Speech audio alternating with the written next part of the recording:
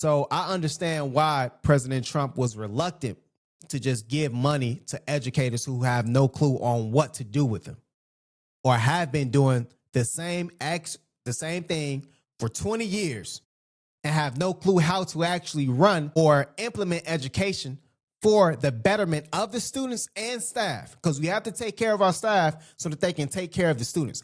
There's no way for 20 years you implement, okay, the No Child Left Behind Act. You implement that so that the structure and how students will respond and how the people above you and the institutions will get money based off the student scores. Now you got people manipulating the scores, and because of that, you implement ESSA, the Equal Success Student Act, Equal Student Success Act. You implement that to take responsibility off of the standardized score testing. And then you pretty much change that as well. So we need to get some bright minds inside of the Department of Education. Trump admin froze $6.8 billion in K through 12 federal education funds.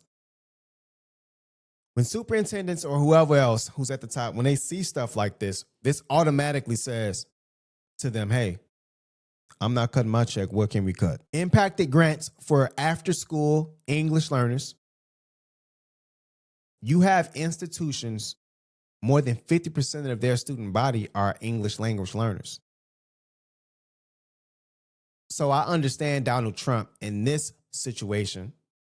I have an issue because with schools with more than 60%, some schools have 60 to 80% English language learners.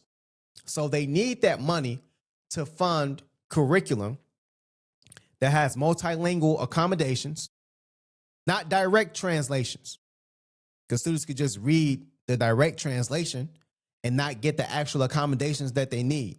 When we dive into the weeds of this stuff, we understand when it comes to MTSS and English language learners, you want them to test out. The goal is for them to learn so that they can actually grow out of that. Some English language learners, they take a test called All Access. They need, I think, a 3.8 out of a 4, something like that. I can't really, remember the exact numbers, but they need a certain score to test out.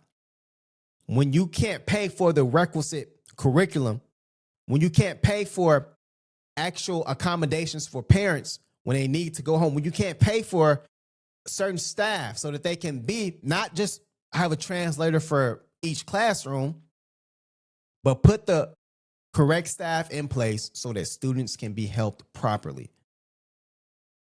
That's what goes. This is what they're talking about.